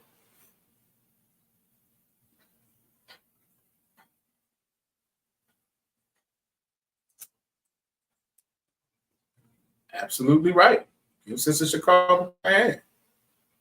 The same reason we speak English. It's the same reason we speak English. Akwa Dabara said they speak Spanish because of the Spaniards. She's absolutely right. It's because of our captors. And the same thing happened. You don't get to have your culture, your heritage. You have to acquiesce and be who we say you are. You have to forget who you are and take on our culture. It's the exact same thing. It's the exact same thing. It's the same reason we speak English. It's the same reason they speak Spanish. It's the same reason brothers speak Portuguese and French and all of that. Because Spain and what is it? I forgot the one for Portuguese, Salaki.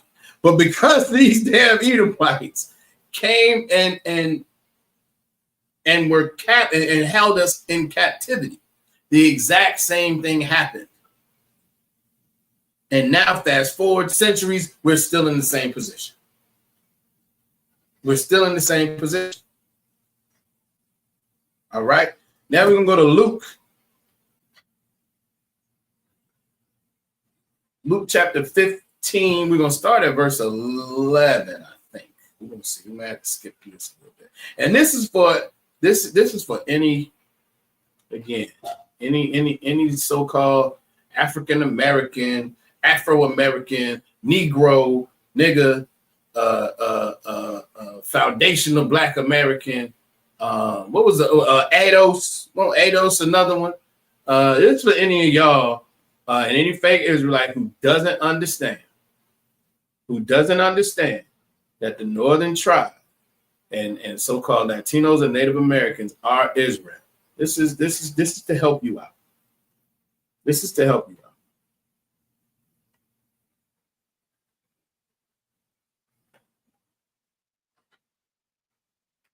Right, the new African Americans. Right. All them damn listen names. So like, this is to help all y'all out, right? And y'all, you know, most of us are gonna be familiar. Most of us are gonna be familiar with this scripture, with these scriptures, right? And this is Christ teaching via a heavy parable. All right, and he said, who said? Christ. All right, a certain man had 2 sons. Verse 12, and the younger of them said to his father, Father, give me my portion of goods that falleth to me. And he divided unto them his living. Right? The younger said, listen, I know something coming to me. Go ahead and give it to me now. I want to get mine now. All right. Verse 13. And not many days after, the younger son gathered all together and took his journey into a far country. It's a lie. And took his journey into a far country, and there wasted his substance with riotous living. What's being described? What's being described? This younger son said, listen, I know I got a portion that's coming to me. I want to go ahead and get it now. And after he got it, the father said, cool, you can have yours. He said, cool, I'm about to go have a ball. I'm about to go have a ball. It says with riotous living.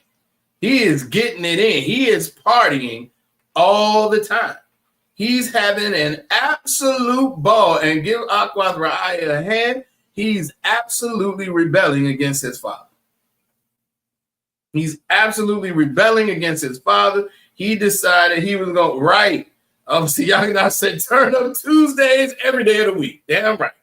Remember that old song going up on a Tuesday? Every day of the week. It ends in why we getting it in. That's what he decided to do. It says that hey, he flexing. He got money in his pocket. He got money to burn. Hey, he got money to burn. Let's go. I just got all my inheritance. Hey, look, I'm rich. I'm out here about to live. I'm about to get it how I live. That's exactly what's going to happen, right?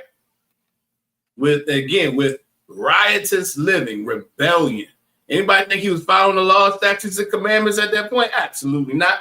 Absolutely not. Right. Oh, see, y'all said, drinks on me.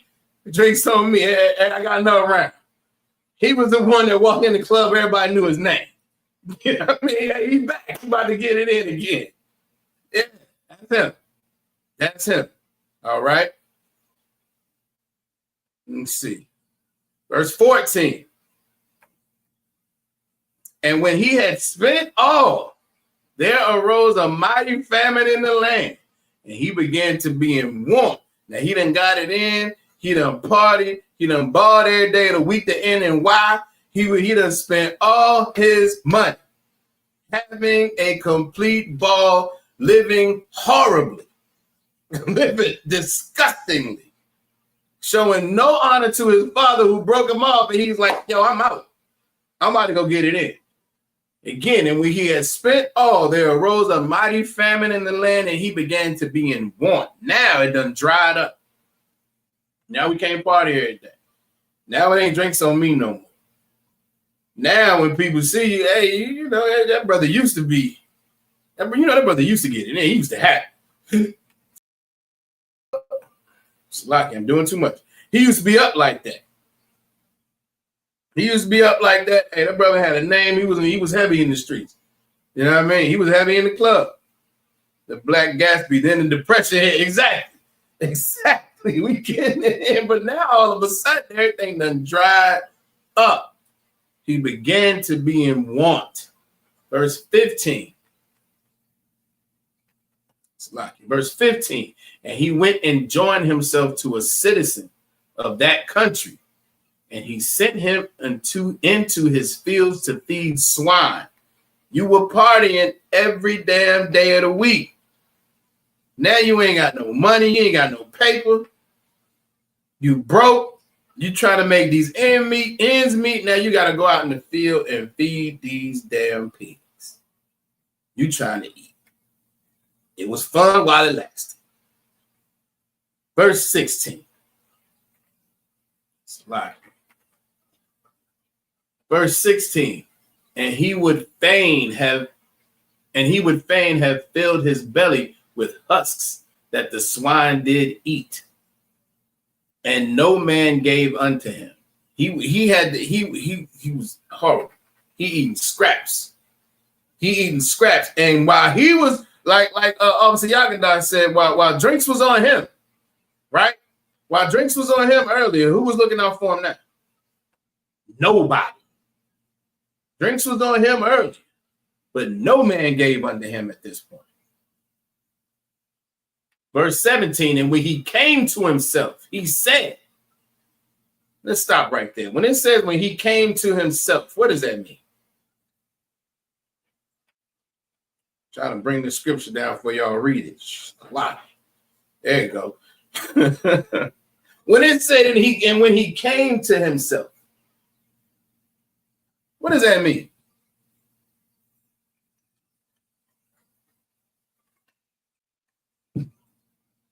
And when he came to himself, give me a little bit more. Sister said, woke up. Give me a little bit more. Give me something a little more descriptive. When he came to himself, I'll take that.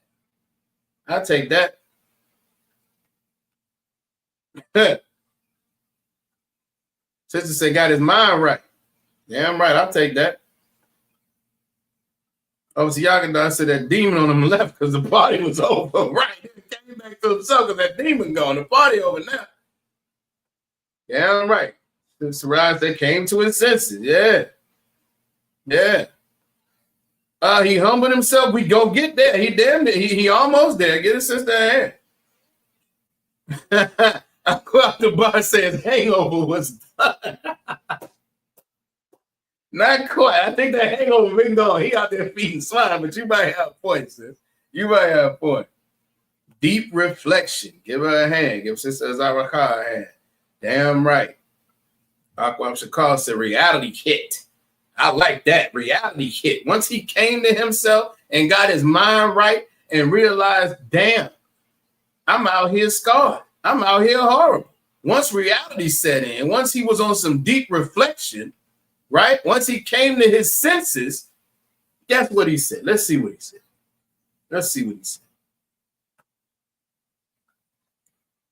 Verse 17, we're going to start from the top. And when he came to himself, he said, how many hired servants of my father's have bread enough to spare, and I perish with hunger? What's that? What's the thoughts? He's sitting here like, wait a minute. I'm out here. I was getting it. I was doing it big. But now I'm out here scarred. I'm out here. I ain't got it. I'm out here hurt. Stomach growling, feeding swine, begging, trying to make ends meet. How many of my father's servants have bread enough to spare, and I perish with hunger? Damn, it's better that I go back and be a servant of my father's, if nothing else. Better that I go back and serve my father. Think about what I'm saying. Better to go back and serve my father than to be out here destitute. Right. Most High Christ out here with your ribs touching. Damn right I don't want. I hear with your real touching. Shalom, y'all about you out your thought. Captain Dr. Zach inside the building. Right.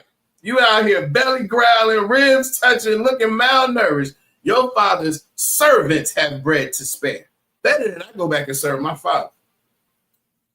Better than I go back and serve my father. Verse 18.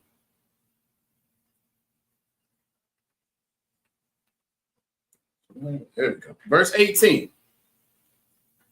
I will arise and go to my father and say unto him, Father, I have sinned against heaven and before thee. Why is that so important? He's going to go to his father and say, I have sinned against heaven and before thee. What is he doing? How else would you phrase this? The sister said it a second ago. The sister said it a second ago. There it is. Sister said he humbled himself. Right then, he humbled himself. Right then, he said, you know what? Hey, I done messed up. I done took my inheritance. I done ran out here. I was getting it in. I done blew through everything that you worked hard to give me. Everything that you worked hard to give me, I blew through it, partying, living horribly, living riotously. And guess what? I'm wrong. That's humbling yourself. That's humbling yourself. And that's what we were required to do for the Most High. We are, listen, we out here in the world. And when you realize that your heritage and your culture and your history is in this Bible, and you are an Israelite, one of the 12 tribes, you have to humble yourself. You have to humble yourself and say, damn, I've been out here messing up. And we'll get to that. We'll get to that. All right, what I was about to say, I ain't going to say yet. But that sister was absolutely correct. Verse 18, we're going to read it again. I will arise and go to my father and will say unto him, Father, I have sinned against heaven and before thee. I was wrong. I messed up. I should not have done what I did. Verse 19. And I am no more worthy to be called thy son. Make me as one of thy hired servants. That is humble.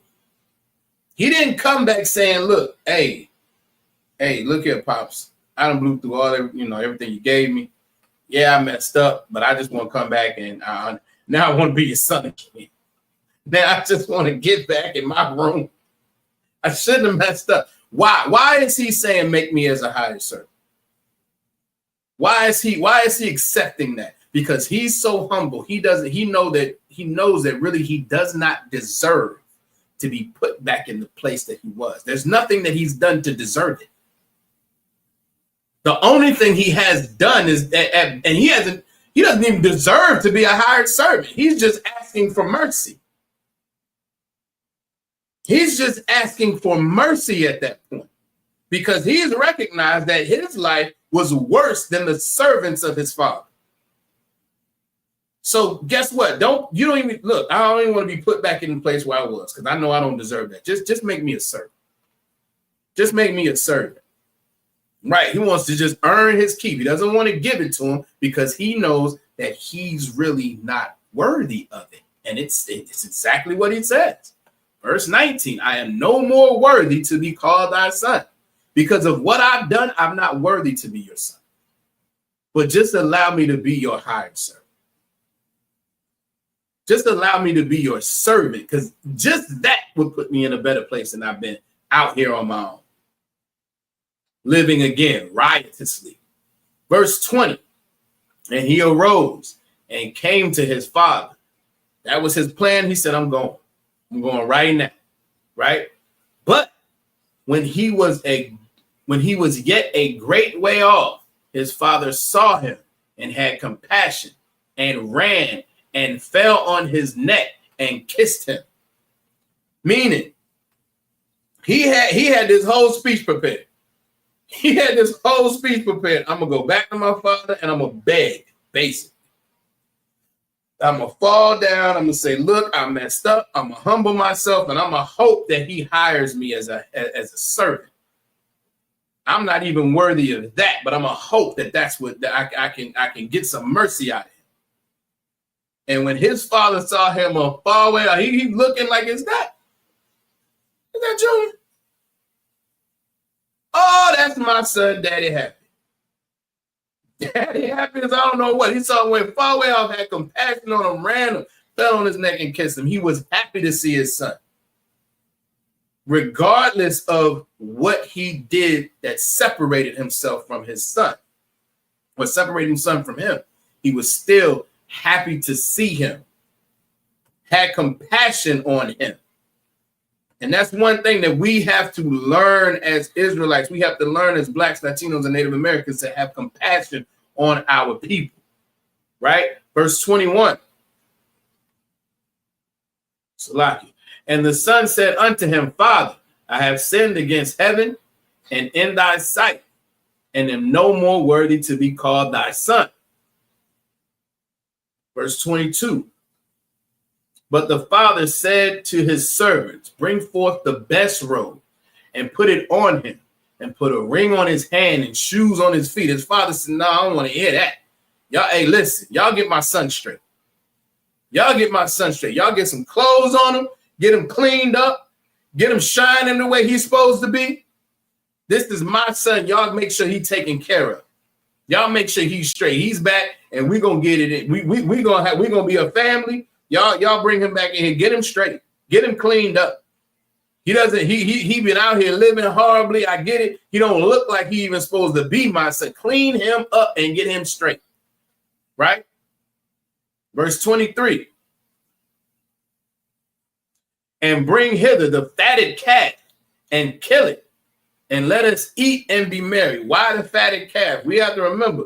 Obviously, Uriah spoke about it over the Sabbath service, right? He spoke about the fact that while we eat steaks on a regular basis, we eat hamburger and cow and all that stuff on a regular basis now, right? Because it's all packaged up and in the grocery store. That's not something that was happening back then.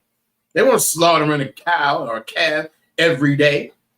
You had birds and small, birds and vegetables and fruit. Those things are something you might be able to prepare on a daily basis, but you're not slaughtering a cow every day. So why did he do it now? And not just the cow, but the fatted cow. Bring forth and bring hither the fatted cow. Give me a nice, plump, ready to slaughter. This is going to be delicious. We've been saving this one for something special. We've been saving this slaughter for something special. My son is back. Go get that calf, kill it, and let us eat and be merry. We are about to have a party. Why? Because my son is back. Because my son is back. And this is the way the Most High is about us. He wants us to come back, humble ourselves, come back and live the way we're supposed to live. Live the way we're supposed to live. It goes on, verse 24.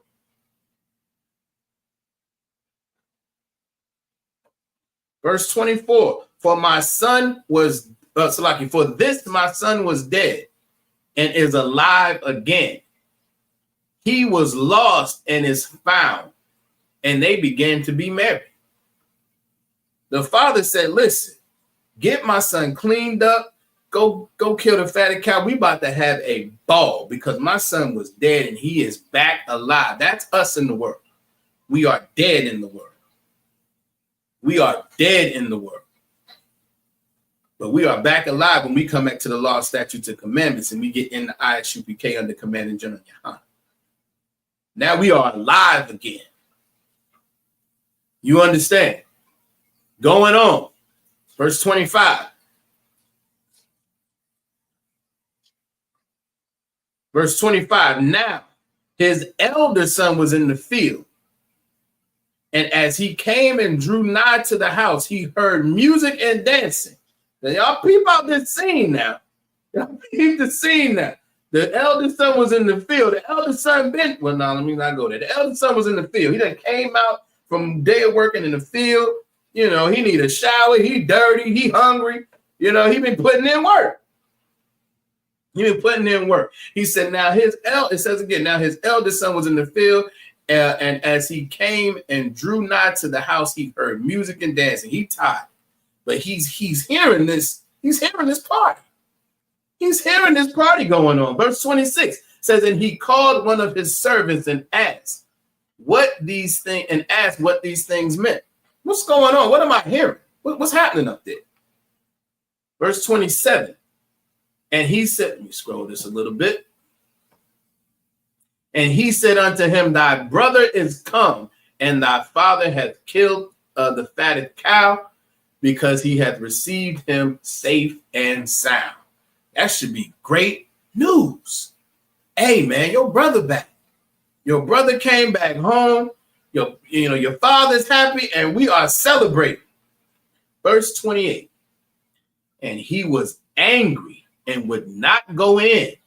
Therefore came his father out and entreated him. Now, let's stop right there. Why was he angry? Why was he angry?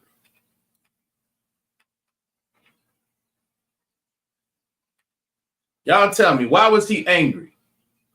This is the oldest son.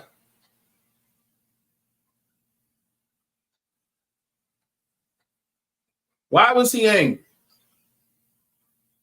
The oldest son. His brother's back. His father's happy. His brother's not. His brother said, I'm not even going in there. Oh, my brother back? And y'all partying? Nah, I ain't going in there. I'm good. I'm good. And 28 says he was angry. Y'all tell me why. Damn it, y'all can do it.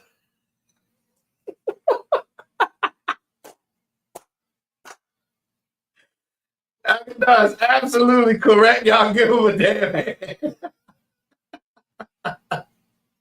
He's a word. FBA is worried about his reparations being divided up. Now, y'all may not. I'm going to bring y'all back. All right. I'm going to bring y'all back. If y'all don't know what he's talking about, don't sweat. But he's absolutely correct. He's upset because he's been there. I'm already here. Matter of fact, let me read the next verse. Verse 29, and he answering said to his father, lo, these many years do I serve thee, neither transgressed I at any time thy command. Right? And yet thou never gavest me a kid, meaning you never killed the fatted calf for me. You didn't throw me a party. You didn't get all happy for me. That I might make merry with my friends. You didn't throw me a damn party. I've been here following your commandments. I've been here working in the field. I've been here grinding this whole time. He was out there wilding, and you never threw me a damn party. You never threw me a party at all. Right. I walked around and said, the oldest son said, you out here rewarding bad behavior. I've been here the whole time. You ain't reward me with none of this. You didn't say I was doing a good job. You didn't give me no damn party. He come back after blowing all the money you gave to him, and he gets a party. Right? Let's see. About your concert because he was the good one that didn't get that treatment. She's absolutely right. Y'all give her a hand. I'm about to say you messing with my money. Right. Absolutely. Verse 30. But as soon as thy son was come, which hath devoured thy living with harlots, that has killed for him the fatted calf. Verse 31. And he said unto him, son, thou art ever with me, and all that I have is thine. Slap. It was meet, verse 32, it was meet that we should make merry and be glad, for thy brother was dead and is alive again, and was lost and is found. Here's why this is so heavy. Right? Particularly so-called fake Israelites who know that who know that the 12 tribes of Israel, or know that so-called African Americans or Negroes or foundational Black Americans are Israelites. You're the older brother. If you feel like that we should not acknowledge the Northern Kingdom or our Latino and Native American brothers as Israel, you are the older brother. You're the problem. You don't have love or compassion for your brothers. And Officer Yagadar said it earlier. Let me find this comment because he said it perfect. What's another way to describe the oldest son? Another way to describe the oldest son is he thought he was special. He thought he was special. So much so, why have you not done these things for me, but you did them for him?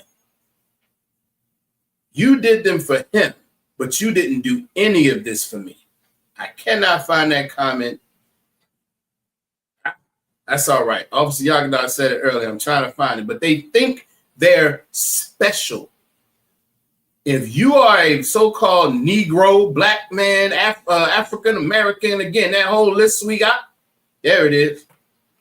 If you think that you are Israel, but somehow so-called Latinos and Native Americans aren't, it's because you think you're special. It's because you think you're the older brother somehow. Because now you realize that you should come back to the law, statutes, and commandments, and now you want to start blocking other people, blocking other brothers and sisters, as opposed to just being happy that they've come back. Actually telling them that they can come back. Actually spreading and teaching the truth. You're the older brother. Right, an absolute hater. Get that sister a hand. And you're the problem. You're part of the problem that happens with Israel. Jealousy, exactly. You want to claim, well, it's the 12, we were part of the transatlantic slave trade, not understanding that so were they. Not understanding that, damn it, it was more than, obviously, Yerushalayim said, he told me this one time we were going over scriptures. He said, what Judah has to realize, because when we talk about foundational Black America, those African Americans, we're talking about Judah. We're talking about the tribe of Judah. And what we don't realize is that we're one of the smallest damn tribes. We think we're special. We think that somehow we're magical and we're special and everything got to come through us. And no. That's not the way it is. We have to accept our brothers and sisters. We have to understand that the Northern Kingdom, Israel and Judah were oppressed together. Does that mean that we had this exact same oppression all the time at the exact same time? No. Does it mean that we experience a lot of the same things? Absolutely. And again, we're seeing it right now. And it's something that we have to be mindful of, and we got to keep educating our people so that they know this, because you got these fake Israelites out here who every once in a while they want to come into these classes and show themselves, show how ignorant they are. I was partially hoping we was going to get one tonight, but we didn't, and that's okay. All right. So with that, we're going to get to these security announcements real quick. Get to these security announcements real quick.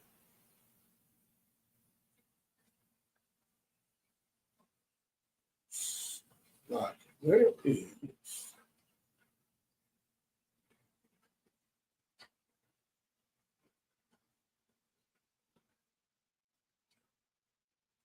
All right, we're at the ISUPK, started out at 1 West 125th Street, Harlem, New York. Rule for new brother and sister. When a new brother and sister comes into the school, they are off limits for 6 months. They are to be saluted only. They are here to shed themselves of the world. If they need transportation, the teacher will arrange it. All right. After 6 months, if a brother or sister has an interest in a particular person, he or she must get permission from the head to speak to a brother or sister. There's another 6 months in which the brother and sister will court each other. Slocky, and after this 6 month period, the brother and sister will get permission from the head to marry. All right. Tithes, which is a commandment. Numbers 18 and 21 of Malachi chapter 3, verses 8 through 10. It means 10th, and in the Hebrew it's pronounced ma'ashara. Ma'ashara. All right. That's 10% of every penny of any increase the Most High gives you. You can give it to the Treasury Department. You can also go to isupk.com and pay it directly there. Priest fund, which is a free will offering for the priest. It's not mandatory whatsoever amount you would like to give. All right. Upcoming holy convocations. The next one is the Feast of Purim, March 13th and 14th, I believe. All right. The High Holy Day Department will be in contact with the brothers and sisters in the school as we get closer. All right. So just be mindful of that. And after that, we have the 56th Pass, the Lord's 56th annual Passover going down in Atlanta, Georgia. It's getting closer and closer. We are less than 60 days out now. We are less than 60 days out. Everybody needs to make sure we are tightening up everything that needs to be tightened up. All right. We need to make sure we are paying our Passover fee. All right, making sure our garments, our dresses, everything is being taken care of right in advance, so that can be that can be behind us sooner than later. All right, that is going to be a glorious event. So make sure everybody is taking care of whatever they need to take care of. And again, I'll leave that there. All right. Lastly, if any brother wants to be a trooper in the school, it needs to be in all black. That's black boots, pants, shirt, headband, and war scar. All right. You need to get in contact with the ISUPK nearest you in your zone. You can go to ISUPK.com and find the city nearest you. You can also Google it and call whatever number you had that comes up. All right. And whoever answers is going to be able to get you straight. All right. If no one answers, leave a message. And they will get you straight as far as being getting in this work, getting your hands dirty and putting your brick in. All right. If you are a sister, you need to do the same thing. You can't be a trooper, but you need to do the same thing as far as contacting the school if you want to actually be a sister in the school and help us brothers as we go out in war. We got some excellent sisters here in Virginia. And if you all have attend these classes for any period of time, you see these sisters do an excellent job, and they absolutely do. We appreciate them. And if you want to be like them, you need to do the same thing. Call the school nearest you. All right. Let them know that you want to be, an official sister in the school, and whoever answers will get you straight. If not, leave a message. In either case, if you are in Virginia, the number is 757-550-1204. Again, 757-550-1204. All right. And with that, we're going to give a courtesy salute. Salakia. Courtesy salute to the brothers. Shalom. Yahweh Ba'Hashem Yahweh Shabbat Thumb. To the sisters. Shalom. Yahweh Shamar Alathan Ba'Hashem Yahweh Shah. Shalom, Israel. Hey, listen, brothers and sisters, man. If you like what you hear, hit the subscribe button, man. Subscribe to this channel. And also, please, go to ISUPK.com and pay your tithe. Drop me some cash so we can move around this planet like we need to, man, and do the things we need to do. They're one west. They're one west. They're one west. Welcome to Atlanta.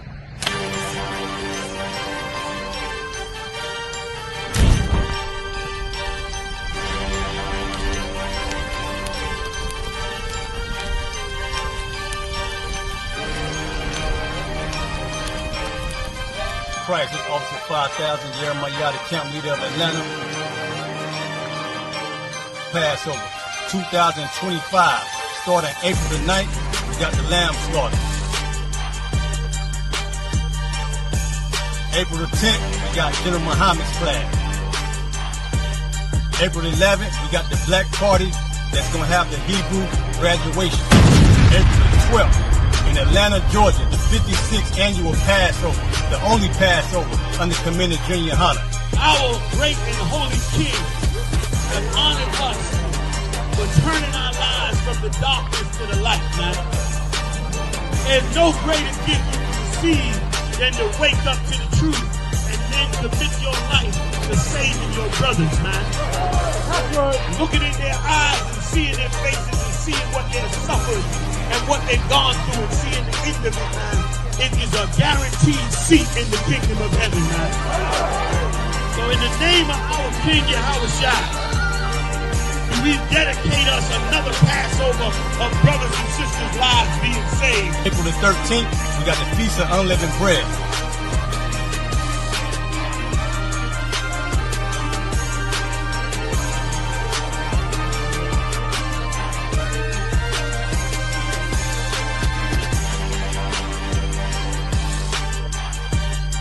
Shalom.